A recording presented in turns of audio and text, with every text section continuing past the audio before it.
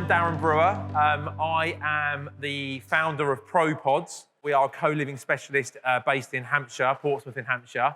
However, Wendy and I are co-founders of the HMO and Council Tax Reform Group. So this is all about, can you protect yourself from the council tax rebanding? And you'll see our little logo up on the left-hand side of the screen. I have worked with clients and the VOA in the last 18 months. I haven't received letters in Stoke, but I have received letters about Portsmouth. And we've just decided to start bringing people together to address this major tax, which really is a tax on tenants, but it's also a tax on landlords. I own about 75 bedrooms in Portsmouth under the brand of ProPods. I have never written a book. I actually struggle probably to read a book, let alone write a book. But it is all about, for me, HMOs, co-living. How can co-living help what I think is the next generation, Generation Z in the UK, 21 to 35. That is where we believe co-living is probably going to move forward. And I am a political lobbyist like Wendy. So Wendy's done a little diagram, an original 3-bed house, family of 5 living there. Council tax, depending on where you are in the country, would be a band B, maybe a band A, probably on the south coast it could be a band C. And as you can see there, what would have been maybe about £1,440 a month is now £412 a month. So we think as a group this is unfair, it's inconsistent, and it's definitely very confusing to the individual, and mainly it's confusing to the tenant. So where are we seeing this? Well, Wendy's put a star up by Manchester, and then the stars, that's me, by the way, down on that bottom right-hand side. And then all of a sudden it starts to get a bit like this. But interestingly, probably about 5 years ago, it looked like that. So there's been a few books on it. Council Tax Handbook. We actually have a barrister within the HMO lobbying group, Alan Murdy. The guy wrote the book, rewrote the book, wrote it again, added to it. He's probably the well-known barrister in the UK.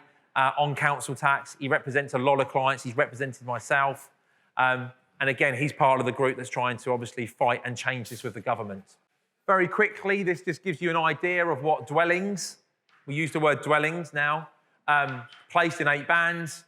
You'll probably see most HMOs before they get rebanded are B, C, and D, depending on the size. Now you'll start seeing your bedrooms all being banded as band A. It's based upon, how does this happen? So some bands are based upon theoretical value of 1st of April 1991. For those of you that are old enough in the room to remember, in 1990, the council tax was, it was known then as the poll tax. In 1991, I think we saw riots out on the streets of London. And then Maggie basically turned around and said, Christ, we've got to sort this problem out. And then within 18 months, they created the council tax, which sits under the Local Government Finance Act of 1992. The valuations were retrospective. They've never seen so many estate agents in 92 run around so many streets, driving down streets, trying to work out what houses were worth.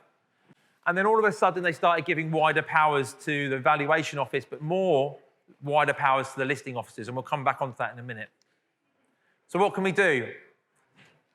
So myths, what works? Well, avoid en-suites. Well, actually, we're now seeing that rooms without en-suites are getting rebanded. Stick to 4 beds or less. We've actually got a few people within the group now that's got 3 and 4 bedrooms rebanded. Stick to converting residential property. I can tell you now our portfolio of 11, 4 of them are houses and they've all been rebanded. Don't put locks on the door. Makes no difference. Get planning permission. That definitely doesn't help. Don't get planning permission. That definitely doesn't help. Use and joint and several liability tenancy agreement. That one there is a little bit of a grey area. That probably helps with student houses. I'm struggling to find any providers who are professional landlords or renting to professional landlords using a joint and several liability tenancy agreement. I think that has its own place in law. You'll probably see 90% of bedrooms or professionals renting bedrooms have their own tenancy agreement now. Use a license agreement. So this is something that I've been an advocate for about the last 12 months. It's not liked in law. It's definitely not liked in the VOA. We've just created a super license that the VOA have just basically said, we're ignoring your super license. I was like, so basically it doesn't really matter what we show you anymore. So these are myths that people think do work. I can tell you now, there's really nothing at the moment that is working. Truth is, all types of HMOs are affected. That is definite. You must be prepared. You must be prepared. That is the only way of putting that, really. This is a minefield. If you think it becomes a minefield when your bedrooms are being talked about rebanding, it's definitely a minefield when you're moving 68 tenants onto new tenancy agreements and having to tell all 68 tenants that they are now liable for the council tax. So the VOA don't prepare you for that bit, and no one prepares you for that bit.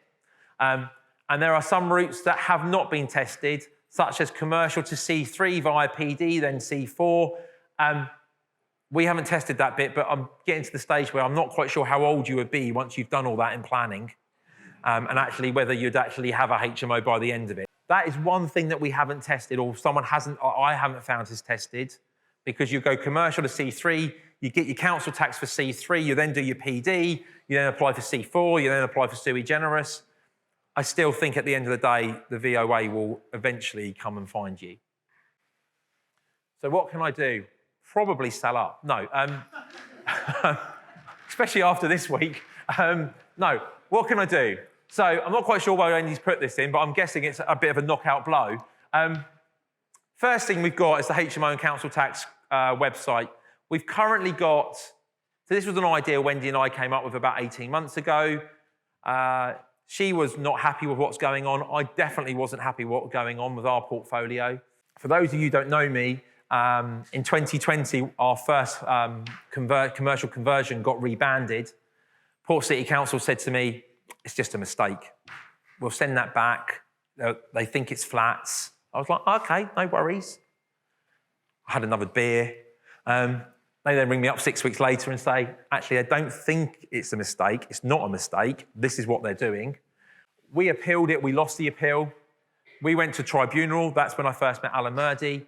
ProPods to date has the biggest, what we believe, tribunal to date. It was nearly 360 pages of evidence. It took 5.5 hours to be heard. And still, they found in favour of the VOA, the tribunal. We then looked to take that to the High Court. That's when it got a little bit scary that the quote was coming back at £70,000 of legals, with no guarantee that we were going to win. And then I basically met Wendy. And Wendy and I decided in between that time that we were going to create a group. The group went from 2 people on Facebook, which was me and Wendy. And to date, we've got 1,150. Yeah, and we're growing. I mean, in the last month, I think we've really put 10% on top of that. So we've gone from 1,000 to 1,150. And every day I'm getting, can I join your group? Can I join your group? I think what's even scarier is the amount of emails that I'm getting now. Yeah, what can I do? What can I do? Can you help me? I'm stuck. And these are not just from landlords anymore. These are from tenants. And that's where the worry comes. So we encourage everybody to join this. On Sunday, I'm at the party political conference with Wendy. As long as Wendy's back's okay. That's why she's not here today. We're hoping we can lobby government. Trouble is, we can't find a housing minister that stays in the role for more than 5 minutes. So that is a problem. But we have got wording in with the Levelling Up Committee. We are trying to get this policy changed. The policy is that we're trying to get changed is that a bedroom cannot be classified as a dwelling. If we can get that wording changed, then everyone is home and dry. But I'll be honest with you guys, not just everyone in this room, everyone in the country is affected by this. Whether you have a HMO and you think, oh my God, I'm not going to put my head above the parapet, I can tell you now the train has left the platform and it really, or the station, and it really depends on what platform you're on, it is coming along the tracks. And it's not a great talk to do. There is no joy with this. To give you some idea, our 68 rooms is generating about £73,000 a year for the local authority. What is really scary is that every time a bedroom gets added to council tax, that bedroom gets added to the UK housing number. Now, that's a scary thought. To give you some idea, there's 497,000 technically HMOs in the UK. They're averaging 6 bedrooms a HMO. We have 3 million sharers in the UK. That's 3 million dwellings that potentially the valuation office and the government could convert to technically dwellings that don't meet any planning law, any building legislation. This is a law to itself, and unfortunately the law has to be changed. It's a 30-year policy, and the policy is out of date. So I'll encourage any of you to jump on this website, join our group on the Facebook page. If you want to put your hand in your pocket, by all means, we have donations. I'm not here for that, but it's not cheap to be lobbying government. And I think that's the end of the talk. Apologies if I've rambled on, but I'm happy to take any questions.